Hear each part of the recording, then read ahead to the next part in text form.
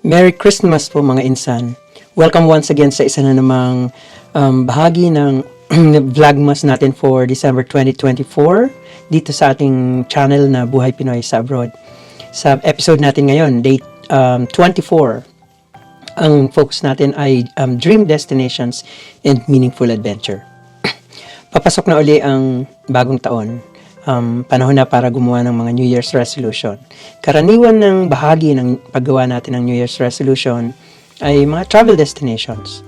Ewan ko sa inyo, pero ako recently lang nagkaroon ng ganitong excitement sa mga travel destinations. Nung unang panahon, matagal na panahon na ang pinakaunang out of the country ko simula pagkagaling sa Pilipinas ay ang Hong Kong. At that time, gandang-ganda ako sa Hong Kong. Hindi ko alam kung maganda pa rin ang Hong Kong sa ngayon na na siya, under the jurisdiction of, political jurisdiction of China na siya. Pero at that time, around 2005-2006, ang ganda-ganda ng Hong Kong. So, most recently, narating namin ang ibang bahagi ng Europe. For example, 2 years ago, narating namin ang France at ang Netherlands. Maganda ang experience namin doon dahil pumunta kami doon mga late autumn, late spring. Kaya hindi pa masyadong mainit, hindi rin masyadong malamig. Medyo breezy ang hangin.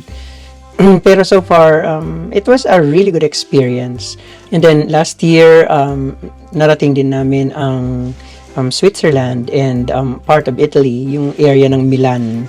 Malaki kasi masyadong Italy, kaya sa limited number of days na nag-travel kami ay konti lang talagang narating namin. Kaming pamilya, pag nagpaplano kami ng travel destination namin, we see to it na sarili namin yung oras. So kami ang gumagawa ng itinerary, hindi kami umaasa sa guided tour. Kaya kung gusto naming magstay sa isang lugar ng medyo matagal-tagal, kaya namin gawin yon. Ayun, so ano mga dream destinations nyo? So kagaya ng nasabi ko, narating na namin, na ako personally narating ko na ang parts of Europe, and masasabi ko sa inyo na they are really recommendable. Highly recommended ko sa inyo ang Paris, although masyadong crowded ang Paris. At saka din siya, medyo old structure kasi, old city kasi ang Paris. So para sa mga nagkakaedad na, medyo hindi na siya tourist friendly kasi walang masyadong installations ng mga for example sa mga train stations, wala masyadong mga escalators. Kailangan literal kang magagamit ng stairs, dala-dala ang luggage mo.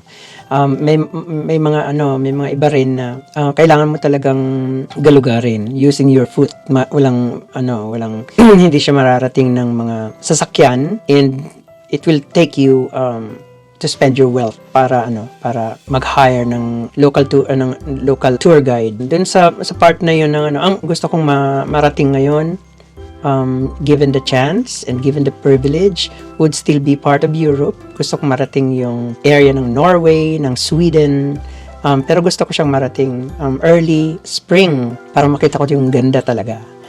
Gusto ko rin marating ang part ng Austria, pero gusto ko siyang marating in the middle of winter, Christmas. Ang Vienna in particular is the one seat of festive holiday season in December. Maaring mga taga-Europe kayo, kung nanonood kayo, mag-share din kayo ng iba pang mga tourist destinations na medyo maganda dyan sa area nyo.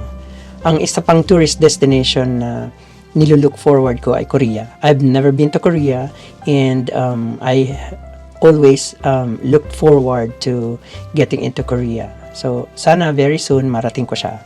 And thirdly, ang gusto kong marating pa ay ang Japan. Ang Japan din kasi very very tourist loving na country, kaya gusto ko rin siyang marating, at gusto ko rin galugarin yung kanilang mga culinary centers at yung kanilang mga yung mga shopping areas nila na parang divisoria sa atin sa Pilipinas. Marami pang mga ibang destinations na gusto kong marating in the near future. Gusto ko ring galugarin ang Latin America. So far, ang narating ko palang part ng Mexico. Pero gusto kong galugarin ang Latin America, gusto ko ring marating ang Puerto Rico, gusto ko ring mag-travel locally dito sa United States. napakalawak ng US, kaya kahit ang pagplano ng vacation dito sa loob mismo ng United States, medyo mahaba-habang plano yon, at saka it entails time. Kung saan ko kukunin yun, hindi ko alam, dahil ang trabaho ko demanding sa oras. Ayun. So mag-share naman kayo ng mga dream destinations nyo. Bahagi yan ng ating New Year's resolution. All the time, sana mamarating natin to, sana marating natin yan sa ating mga kababayan na limitado pa ang galaw sa Pilipinas. Marami tayong mga local destinations na na pwedeng marating this coming year. Ang Palawan, yung mga nila, underground rivers nila, magandang rin yun. Ang Siargao sa Mindanao. Ako, I've never been to Cebu, to be honest. Gusto ko ring maranasan ang culinary experience sa Cebu. Marami akong mga kaibigang Cebuano na nagre-recommend, pero wala pang oras na marating ang Cebu. Ano naman ang advantage natin? Ano naman ang mga benefits ng at least pagpaplano nating magbakasyon, di ba? Well, cultural exchange kasi yun eh. Medyo lumalawak yung pananaw natin kapag nakakarating tayo sa ibang lugar na hindi pa natin narating. Kasi, come to think of it, nung unang mga araw, nung mga unang taon, limitado lang ang mga Pilipino sa kung nasaan tayo. Pero, as the years went on, tapos ang social media, nag-widen ang reach ng social media. Parang ang bilis na lang pagplanuhan kung saan ka pupunta.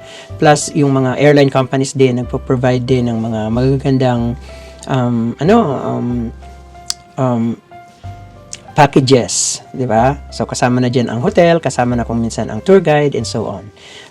Kaya, natin yon, i-explore natin yon. So, maglalagay ako ng mga resources dito sa baba, sa description nitong video, kung sakaling meron kayong gustong tingnan mga areas na gusto nyong marating pagdating ng araw.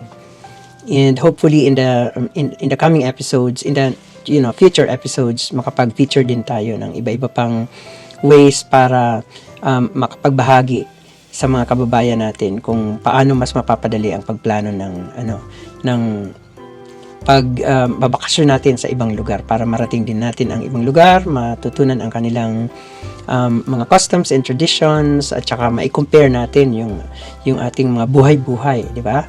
Sa buhay ng ibang mga tao sa kabilang bahagi ng mundo. So sana meron kayong nakuhang konting insight dito sa ating episode ngayon. Once again, ang tinutukan natin ngayon ay dream destinations and meaningful adventures.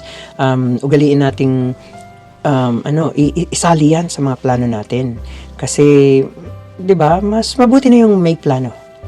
Pag may plano ka, mas may willpower ka na i-manifest na mangyari yung mga plano mo. Kasi sa wala kang plano at all. Di ba? Ang sasabihin mo lang, for the entire year, matutulog lang ako. Medyo, pangit yun. So, it's about time na baguhin natin yung mindset natin.